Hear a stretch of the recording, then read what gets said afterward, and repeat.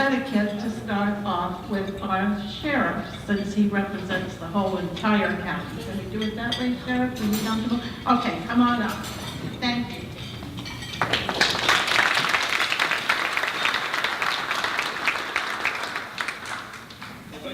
Commissioner, and thanks everybody for being here, for the opportunity to have this discussion here today.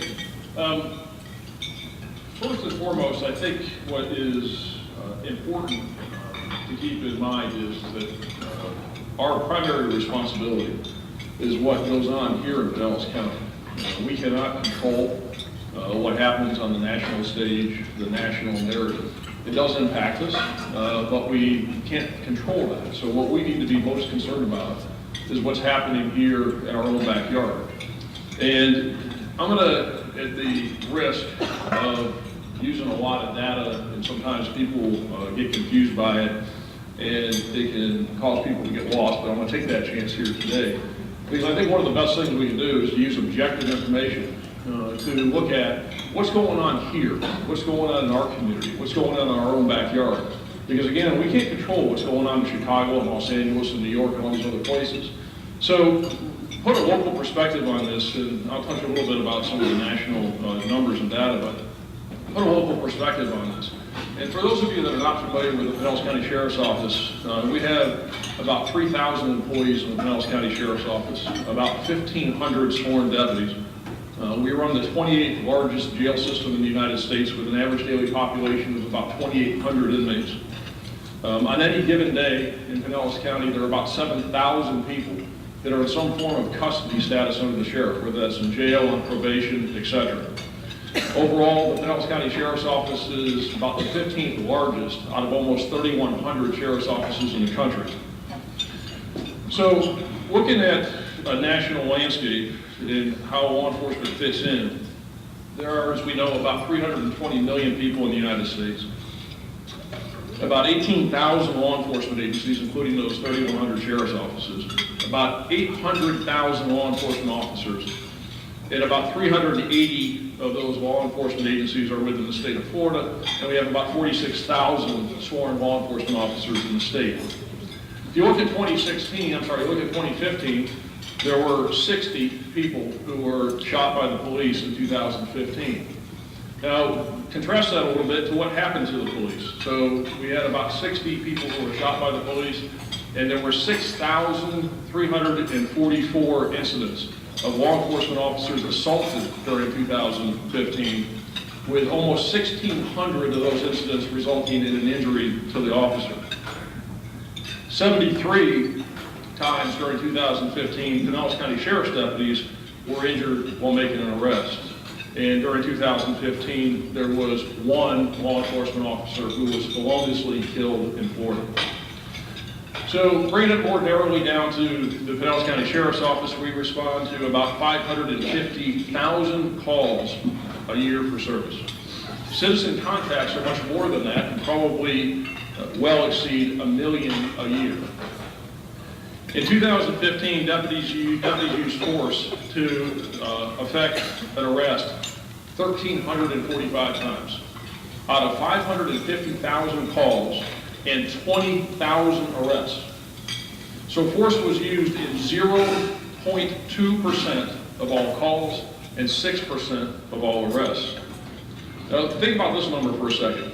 Deputies fired their guns one time at somebody in 2015. One time.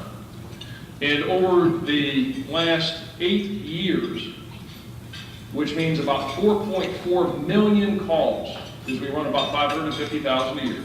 4.4 million calls in the last 8 years, deputies fired their guns 23 times out of 4.4 million calls. The percentage of deputy shootings to calls is 0.0005%. Over the last 8 years, deputies have used force in making arrests 7,798 times for 0.01% of all calls and 4.8% of all arrests.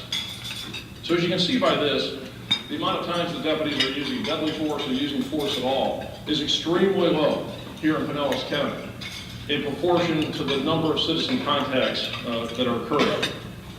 So when you look at those 20,000 arrests that we made in 2015, another number to look at is how many complaints did we have? How many times did somebody come to us and complain about excessive force or improper force? And during all of 2015, with just over 20,000 arrests, we had 12 complaints of excessive force. All of those were investigated and none of those were substantiated. So that means that we received an excessive force complaint in 0.06% of all calls and 0.8% of all arrests. So when you look at the data objectively, and you look at what's going on here in Pinellas County, what may or may not be happening in other places isn't happening here. There's reasonable force being used, it's not excessive, there's not a lot of gunfire, cops aren't just shooting people, and that national narrative is a false narrative as it relates to what's important to us, what's important to me, and that's what's happening here in Pinellas County, is I can't control what's going on in Seattle or San Francisco or any of these other places. And I'll be the first one to tell you that the law enforcement community here in Pinellas County is top-notch. The law enforcement community here in Pinellas County is not perfect. And so we have mistakes that we make sometimes, and we need to own up to those mistakes when we do. And hopefully we learn from them and we get better because of it. And another challenge that we have along those lines, where we are imperfect, is the newness of the people that we have. And I can tell you, as far as the Pinellas County Sheriff's Office is concerned, we are a very, very new agency. We're a very young agency. I told you a few minutes ago that we had about 1,500 sworn deputies in the Pinellas County Sheriff's Office. Now think about this for a second. Sometimes people ask me, what will keep you up at night? This will keep you up at night. Out of those 1,500 sworn deputies, 600 of the 1,500 have been hired in the last 4 years. But that's consistent with law enforcement around the country. There's attrition, there's a lot of new people, there's a lot of new people in supervisory positions. We have 5 captains in Pinellas County Jail. Within the Department of Detention and Corrections, we have 5 captains. All of those captains have been in their positions less than a year and a half, and it goes on and on. So that poses challenges. But we meet those challenges, and we want to get people trained, we want to get them up to speed, and that's why I say we're not going to be perfect. But we need to learn from those times where we do make mistakes and get people where they need to be, and we're well on the path to doing that. The relationship that law enforcement enjoys with the community here in Pinellas County, I think, is very good. Like with anything, there's always room for improvement, it can be better. But it's because of the relationship we have that I believe we haven't had some of the problems that some of the other communities have had. It certainly doesn't mean that there couldn't be problems, but I think that they are highly unlikely given the dialogue, the relationships, and I believe the trust that goes back and forth overall throughout the community, throughout the county. You can have some people that didn't trust us 10 years ago, that didn't trust us 2 years ago, that don't trust us today and won't trust us 10 years from now. That's not going to change. They're the anomaly, they're the outliers. I think overall, there's a great relationship, and we don't always agree, but we have great dialogue and great discourse, not discord, but great discourse, and that we work things out and work through things so that we can accomplish what we need to, and that really, and it's not a cliche, this is what we do, is to make sure the community stays safe. But there's got to be that trust, and we work very hard to be transparent and to get information out, because if we don't do that, that lack of information, that lack of transparency raises questions, and then there is distrust. So it's one of the best things we can do is to be transparent. We work very hard at that, and to make sure that we have those good relationships. So, with that, and hopefully you follow some of those numbers, because I think they do tell the story. And it goes hand in hand with what I just said, and that is to be objective in what we're doing, and to let people see with the facts how law enforcement is conducting itself in this community. So with that, and I'm down to 1 minute, so I think I did pretty good with that. With that, I'm going to stop, and I'm happy to take any questions that you have after the other presentations. Thank you.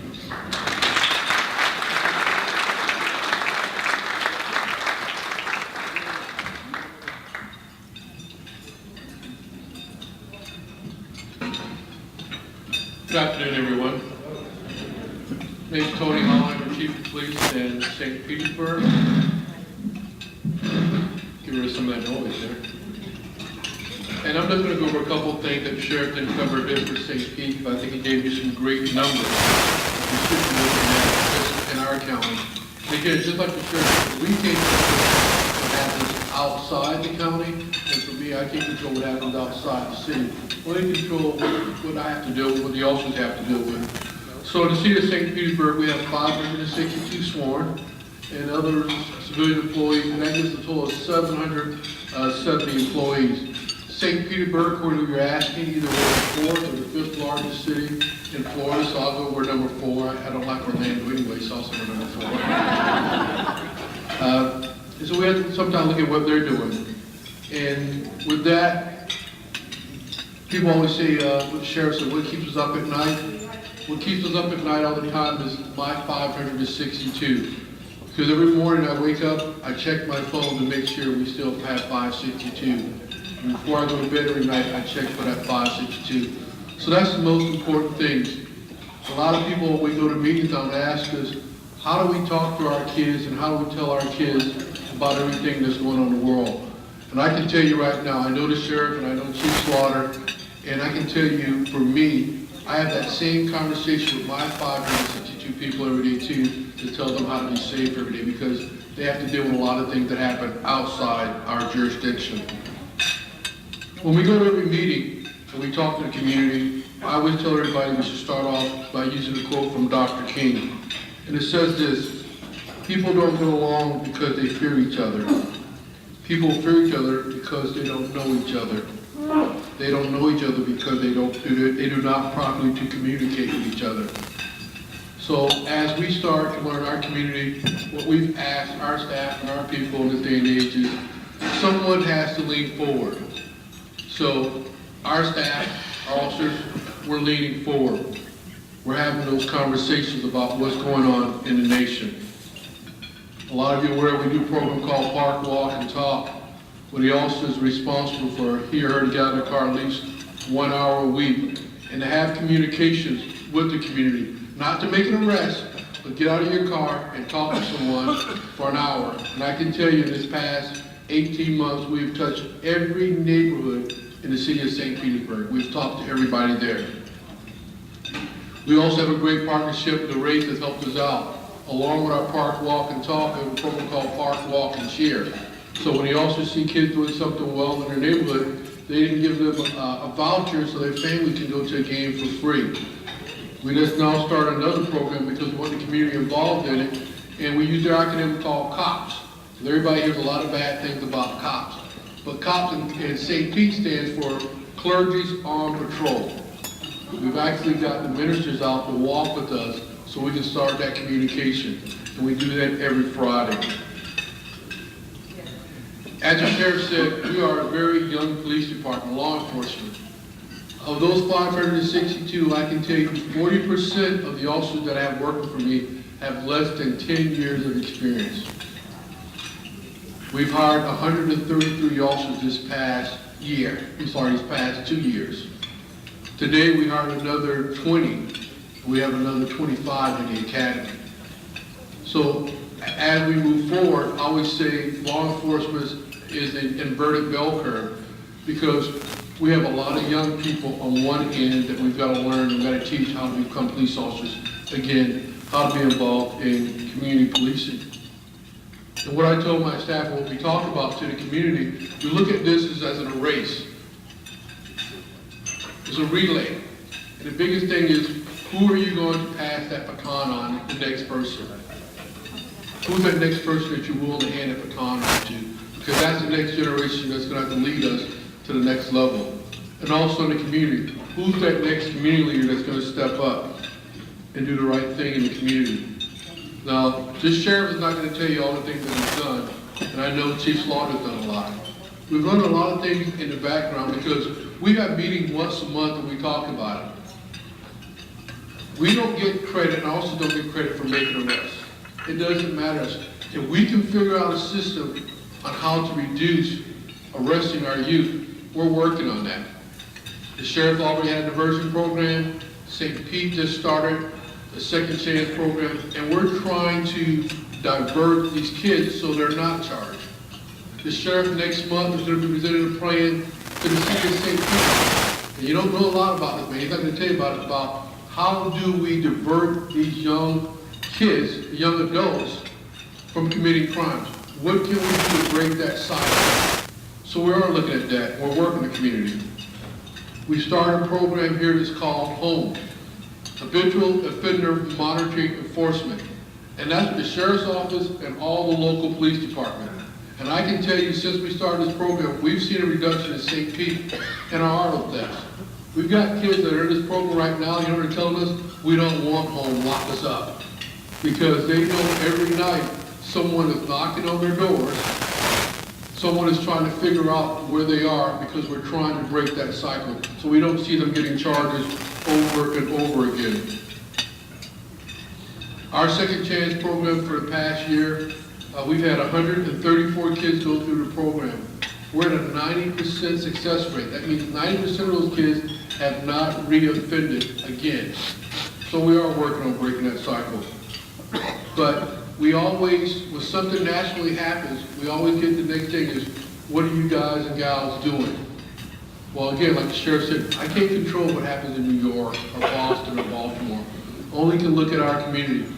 We got a lot of young people that are coming on. If you didn't get a chance, you need to read today's paper in the St. Pete Times about the officers we just hired. Because this is a calling. If you're coming to the profession for money, you're in trouble. I'll tell you that right away. It's all about a calling, about that you want to help people.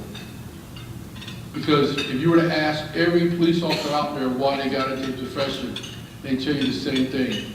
They want to help. And we've lost that message to the community. We've got to get that message back. That we're here to help. That we're not here to lock everyone up. And the media has lost that message also. That, again, there's 1% of the population that's bad, and there's 1% of the law enforcement out there doing the wrong thing. And I can guarantee you, myself, the sheriff, and Chief Slaughter, and any executive, we don't want those guys and gals working for us. We don't want them wearing our badge, and I definitely don't want them wearing our patch. And when we find those people, we want to get rid of those people because they bring everyone in law enforcement down. And that's what we see in the paper. So again, if you have any questions, I'll be more than happy to answer any questions about your Chief Slaughter. And I was told by my staff just to make sure that we put a challenge out to this group in Tiger Bay to, you know, that Running Man contest. So we expect to see you in a Running Man video here soon.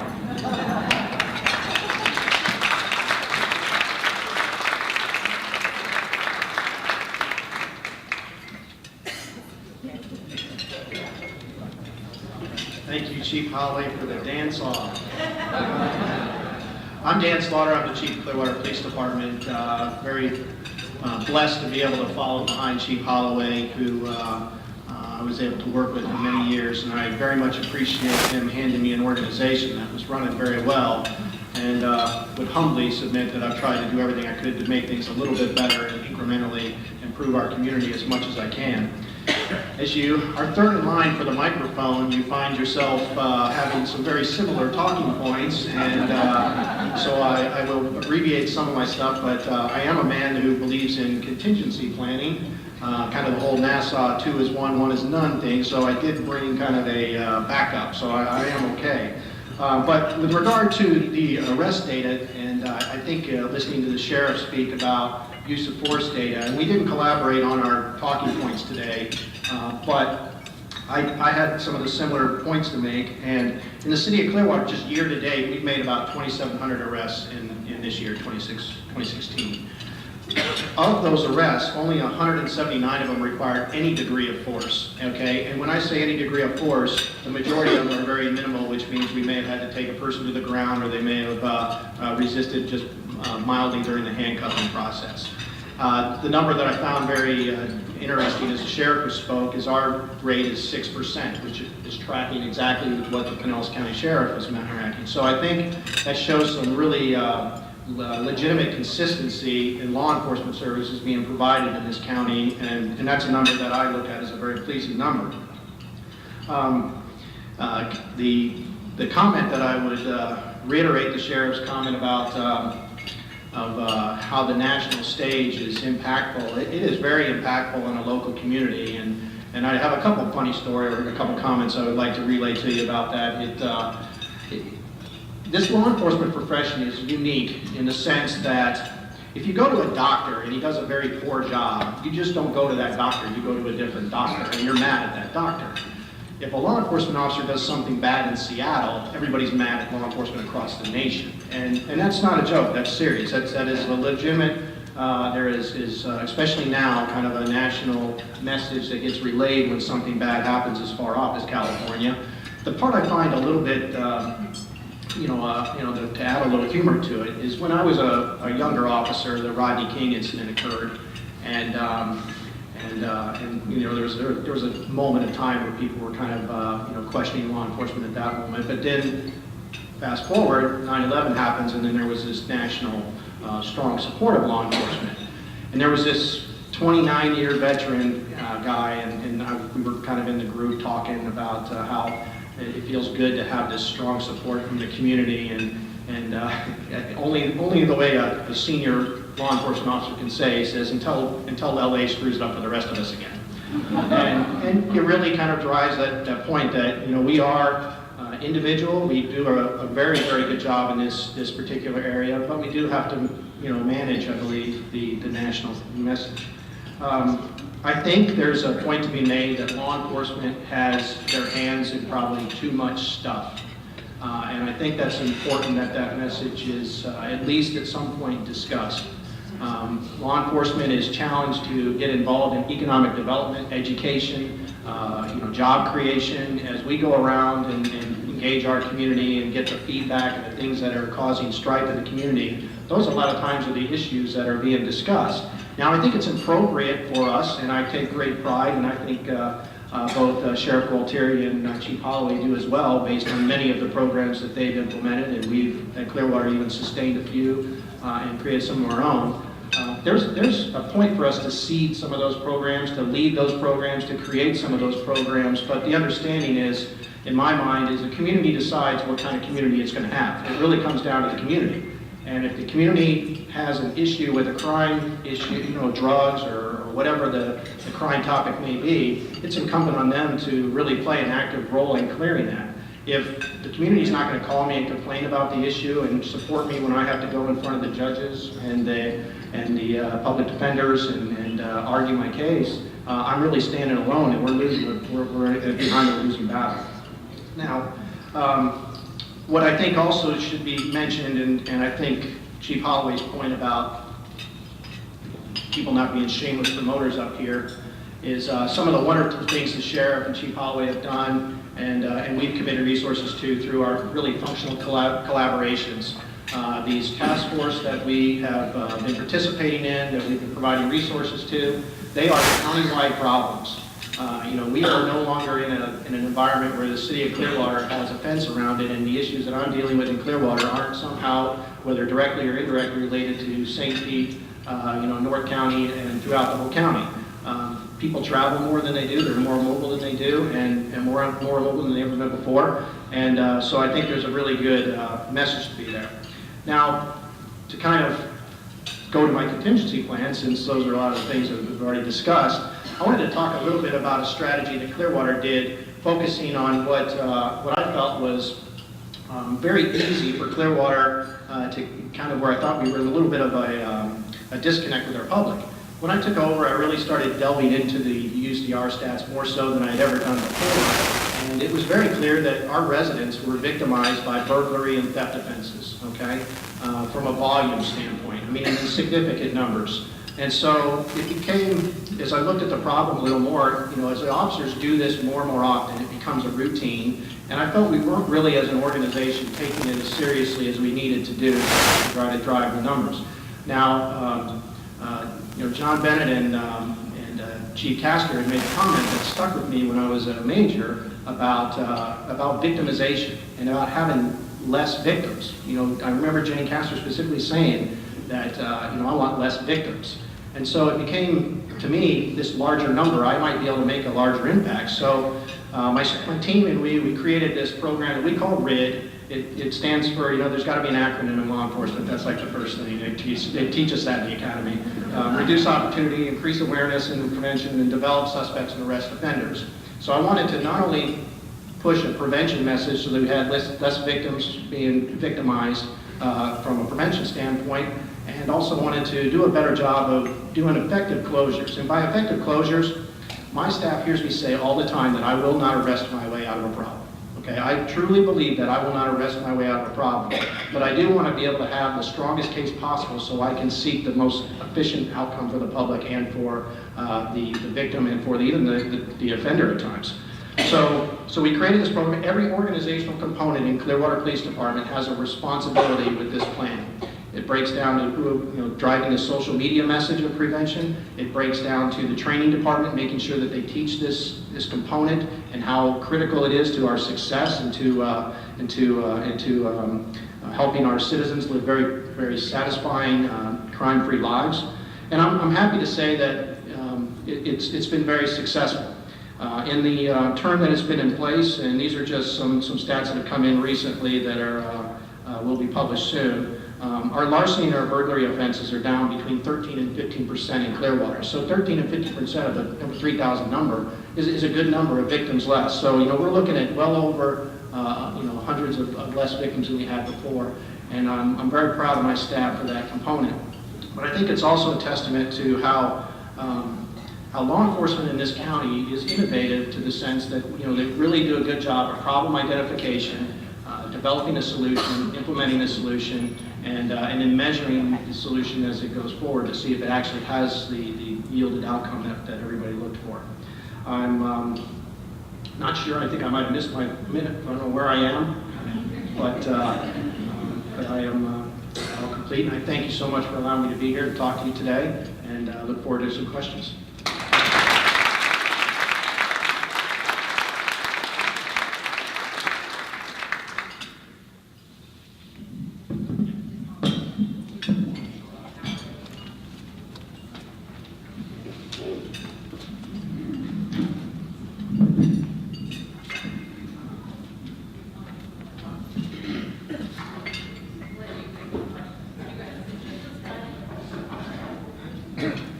All right, we're going to start the question and answer period. So if you just have a question, raise your hand. Please identify who you would like to answer the question, and then we trust you gentlemen to go forward. Thank you. Yeah, Bob? Bob Dillinger. This is addressed to the sheriff. Can you tell us what pre-arrest diversion is and why it's important to be countywide implementation? So we have successfully, for many years, had a juvenile diversion program. We have not had a program for adults. And there's a whole bunch of people who are adults, especially young people, 18, 19, 20 years old. They commit very minor crimes. Anything from an open container of alcohol to maybe a disorderly conduct, or maybe they just flat out don't have any money to eat and they go to Publix and they steal something. Not everything that people do that is bad requires that they have a permanent criminal record that's going to adversely affect them from succeeding in life. And especially when they have that bump in the road, it's important, I think, and I think we all do, that they have an alternative to going to jail. So the program that we are in the process of creating will give them that opportunity where they are not arrested, they don't go to jail, they don't have a criminal record that's identifiable, and that they can perform some community service and hopefully get beyond it. And it's important that it be countywide, because if it's not countywide, it's not fair, and it will be unequal justice in Pinellas County. So it's very important that everybody participate in it.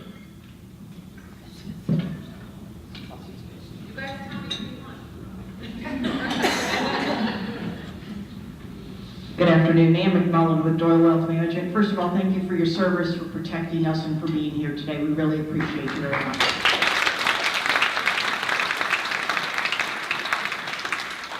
I'd like to address this to all three of you because this is a countywide as well as citywide problem. None of you touched on homeless and our homeless population. Where is that? How is that being addressed?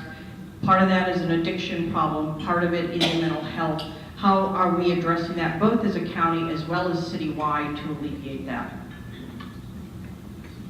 I'll start and pass it down. I guess It is a countywide problem, and I'll say the big picture divided into two groups. The chronic homeless, which are different than the people who are with families and kids and newly homeless. Okay, as far as the chronic homeless problem is concerned, we established Pinellas Safe Harbor as a diversion. The Sheriff's Office opened that up back in January 2011. The average daily population of Safe Harbor stays around 400. It was at 400 in 2011, it stays around 400 today.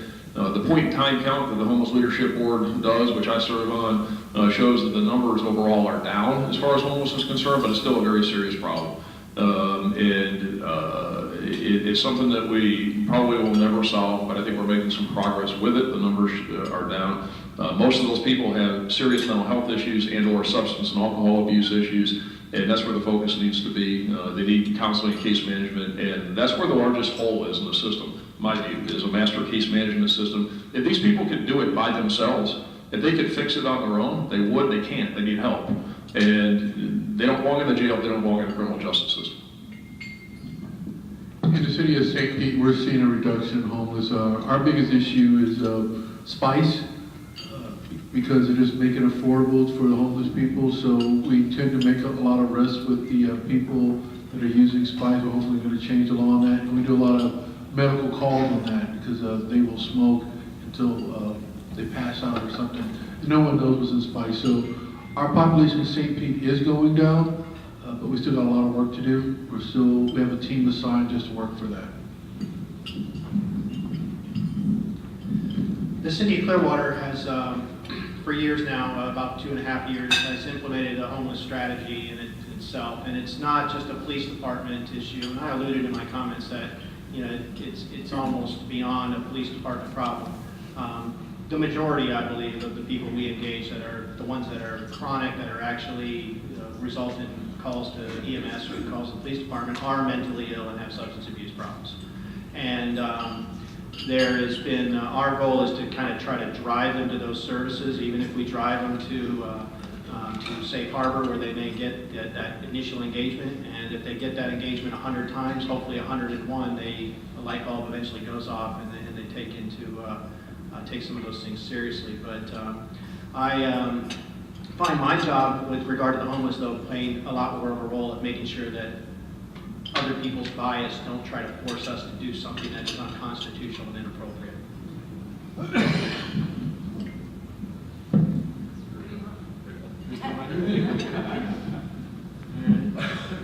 St. Pete shirt is surely for Tom or for Chief Holloway. Tom, you like my shirt? America is awash in guns. And I would assume that that would affect the mental state of police officers, knowing that. And some, or most, would be a little more jittery when they approach the citizen. My question to you is, what gun legislation, nationally or at the state level, could you support which would make your job safer?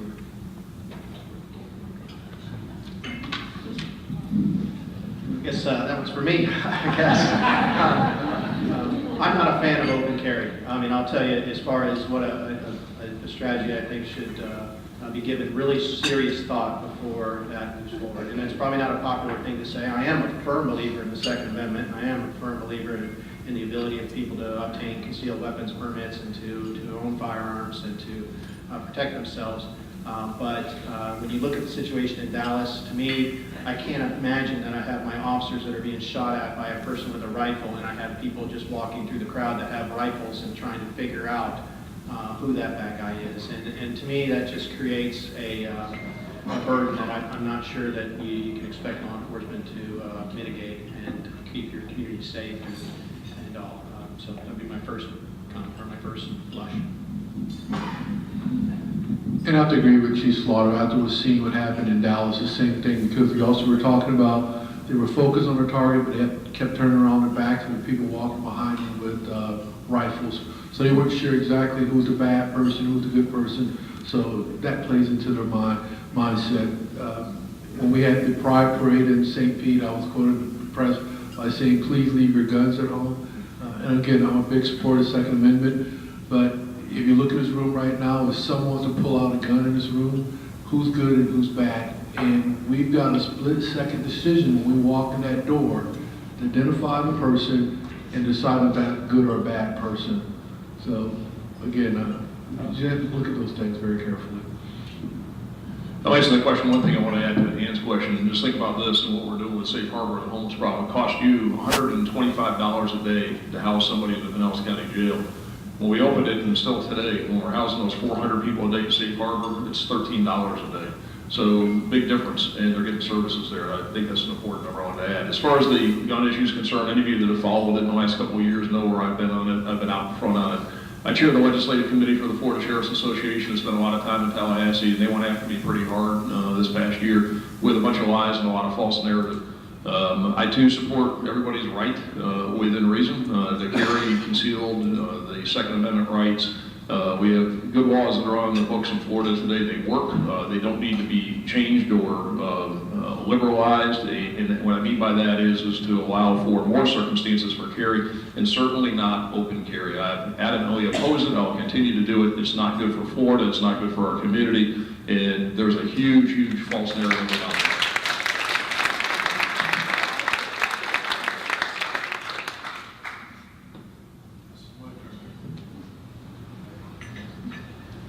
Jim Gillespie. The question is race relations, changing demographics, and the brownie of America. I don't believe any of you mentioned the African American community and the sensitivities and lack of trust between police and black community. That's been true historically in the United States since the beginning of police forces.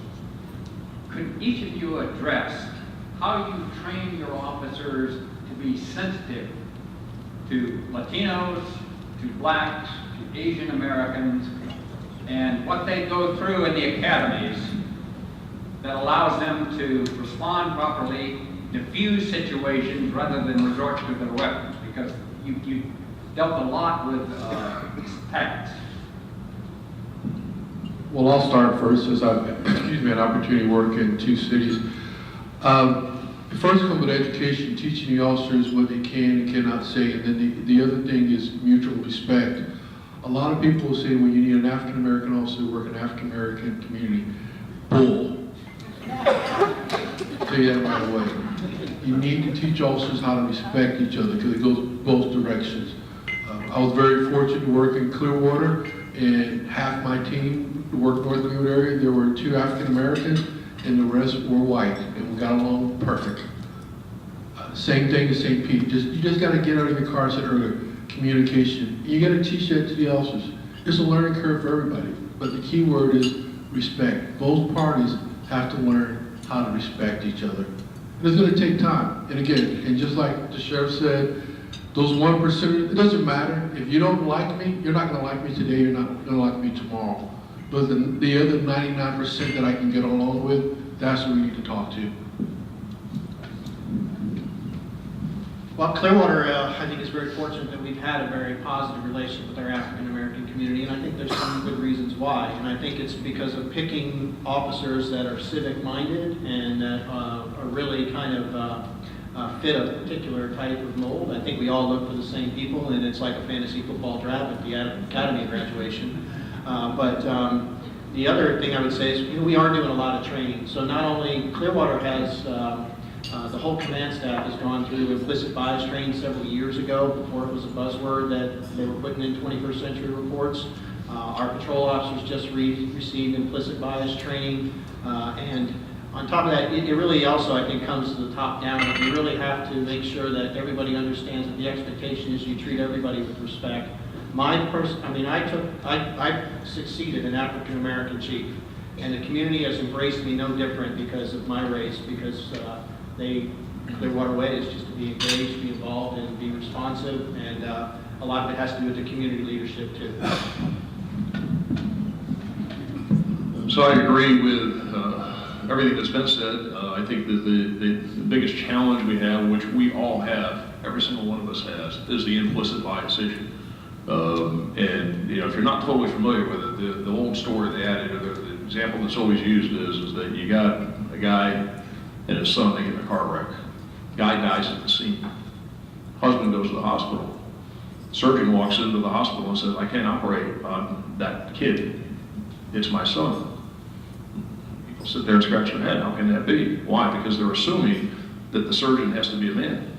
The surgeon could be the kid's mother. It could be same sex. It could be a whole bunch of other things, right? So that's an implicit bias. And that's what we're trying to make sure, but it's a two-way street. There's implicit bias that we all have, but there's implicit bias against the police too. So I think it's all about communication, it's about dialogue, it's about understanding, it's about relationships. And I go back to is I think here in Pinellas County, which is what I'm concerned about, is that we have good relationships. And those that we don't have them with, we probably will never have because we have never had, and there's not that understanding.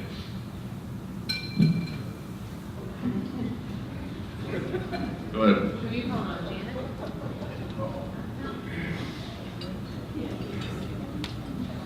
Yes, again, I want to thank you for being here and for being so candid with your answers. This is a difficult conversation, but you know, when the Second Amendment, which I support 100%, was drafted, those folks had no concept of the type of weapons that we would have today. So the assault weapons, those weapons were made for war. Why on earth do we allow them in the hands of our citizens who aren't trained to use them and have no business in our communities? My opinion. Well, you know, there's a lot of people who are trained to use them. There's a lot of people that do have them for sporting and for other things. And it is probably one of the more controversial issues within that whole Second Amendment discussion. But, you know, as they say, and I do believe this, that guns don't kill people. It's about people control. And, you know, there need to be consequences for people's actions. And that includes gun owners too, I think, but it'll never happen here in the state of Florida. Never happened in a million years. Remember back to December 2014. And I'll never forget that morning. I remember sitting in a hospital emergency room up in Tarpon Springs looking at a 14-year-old girl who was sitting there crying because her dad, who was an Tarpon Springs police officer, was just killed. And Charlie Condack, who was killed December 2014 in Tarpon Springs, he was killed with a gun that was stolen from an unlocked car, burglary.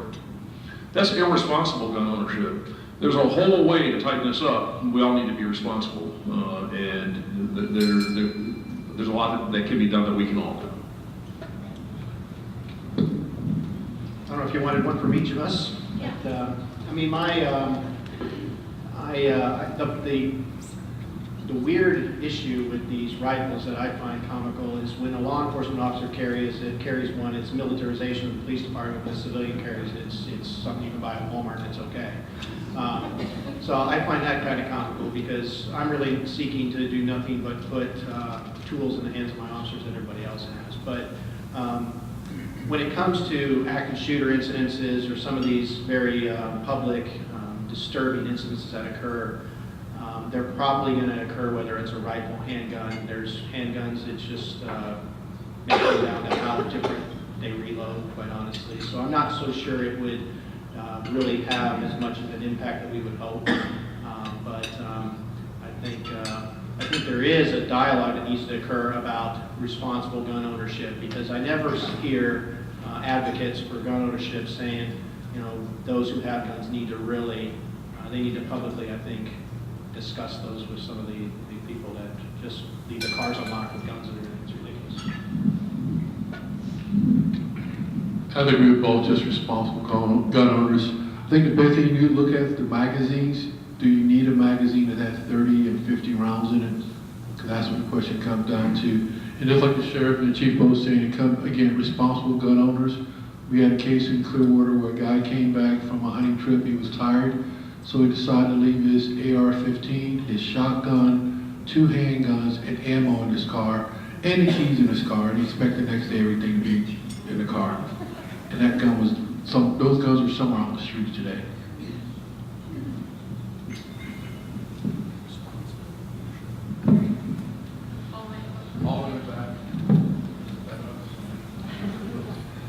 George Lofton. With things that have been going on lately with Dallas, Baton Rouge, incidents like that, and the public support that's coming about, that's starting to show itself a little bit more publicly, so to speak, what would the elected officials and things that are here, what could they do to help you through the hiring process, the recruitment issues, and to maintaining officers or deputies that you have on your staffs now, in lieu of the different factors that are out there?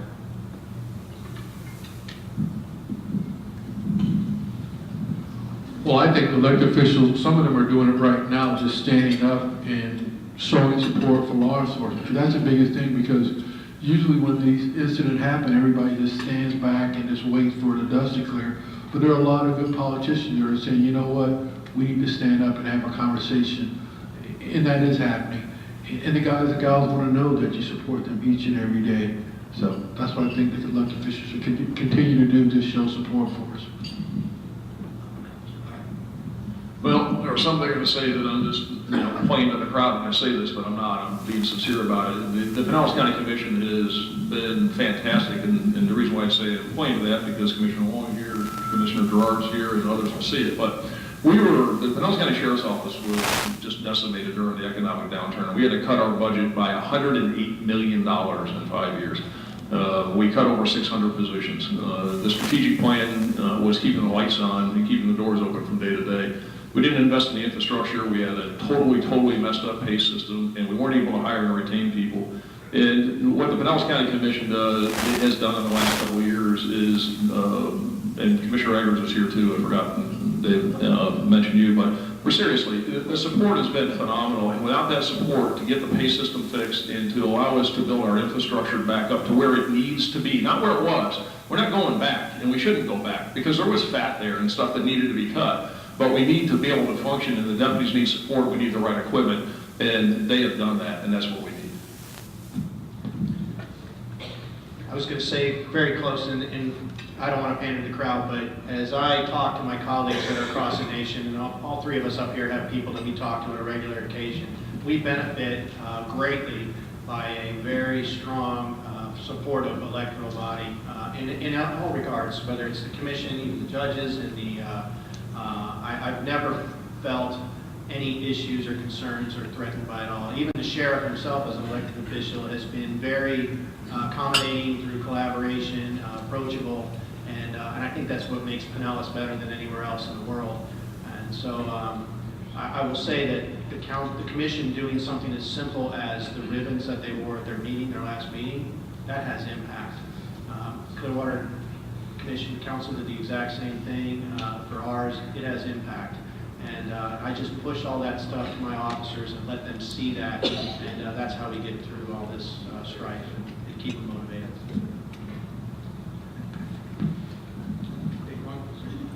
Sir? We're making her walk away from all the way.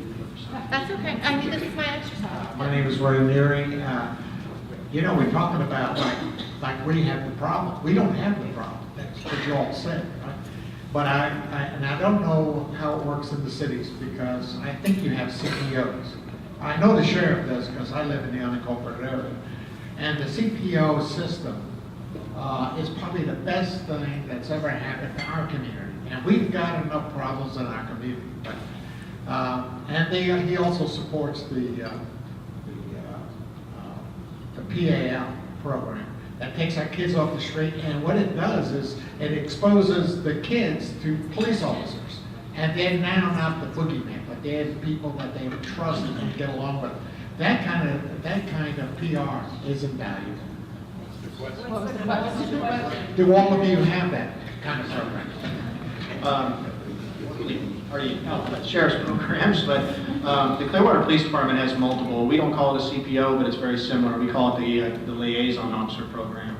And they are geographically based and are responsible for creating a network amongst the community and being that resource to have a constant open line of communication.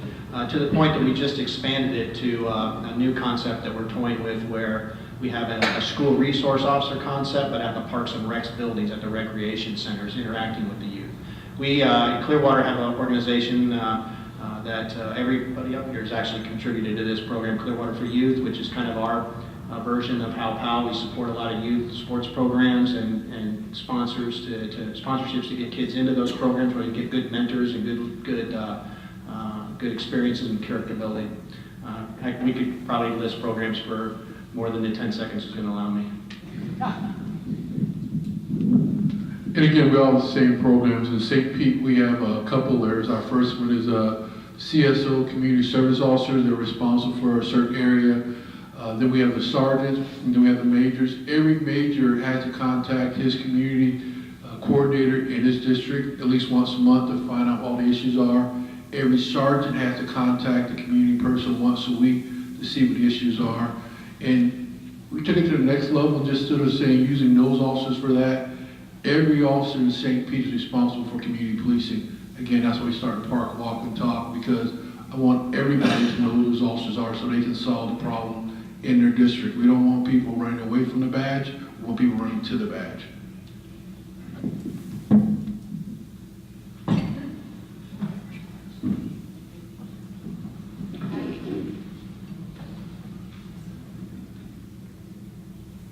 This is kind of following up on George's question.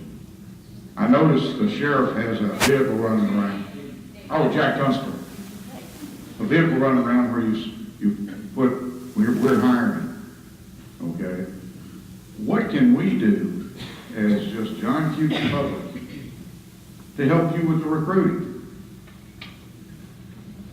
Well, refer good candidates. I mean, people you know that are out there. I mean, it's not a hard thing to get applicants these days. The hard thing is getting the quality applicants because we're all competing for the same best of the best. In order for us to get a group of about 20 to 25, we probably go through about 450 applications to get that. And as we are all competing, not just here in Pinellas County, but across Florida, across the country, trying to find the best of the best is a challenge. And I'll tell you where it's even more of a challenge, quite frankly, is making sure that we're doing everything we can to hire law enforcement officers that reflect the community. That means minorities. It's a real challenge. And there's fewer and fewer that want to be involved in this profession, and that's a real challenge. So getting the word out and referring people is the best thing I think you all can do. And we're doing the same thing.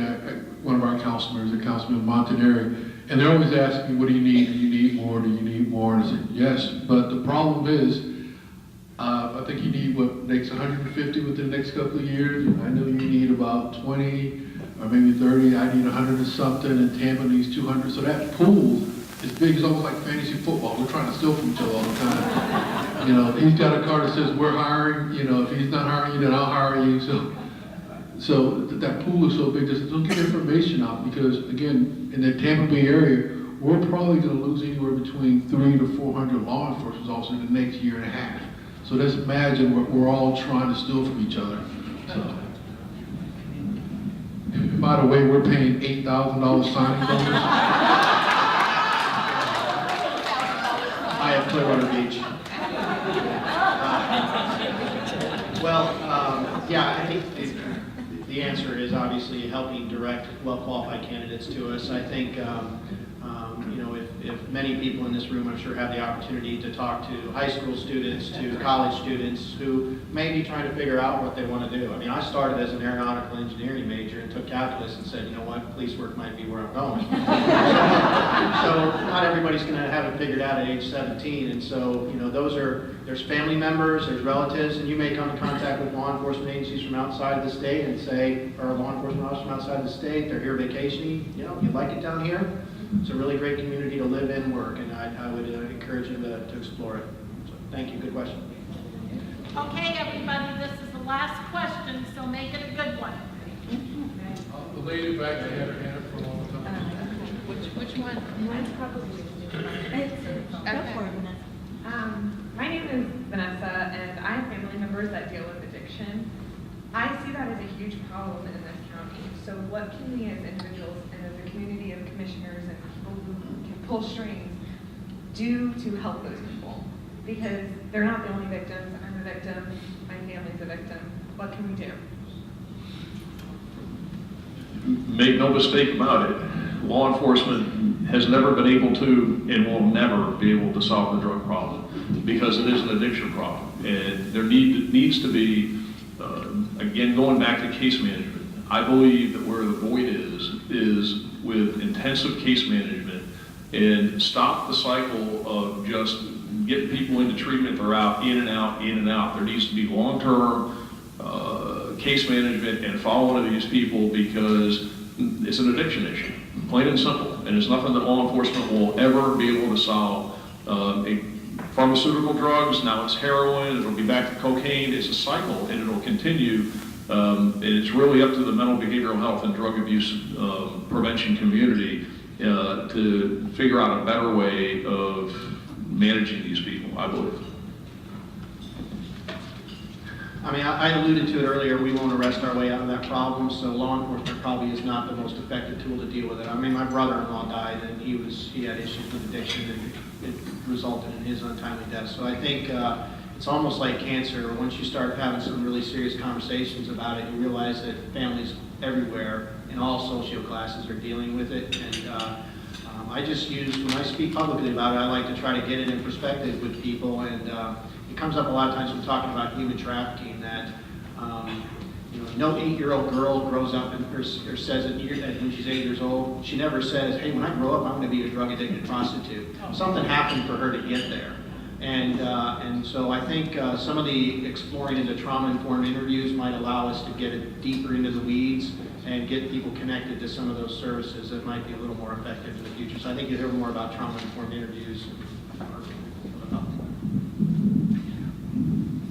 And I agree with both of them. We can't arrest our way out of it because first we had a crack epidemic, then we had prescription drugs, and now we have heroin. So as soon as we address all those, it moves to the next thing.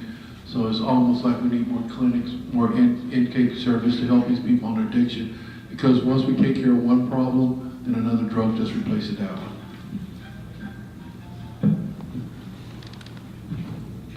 Thank you, gentlemen, so much for that very nice program.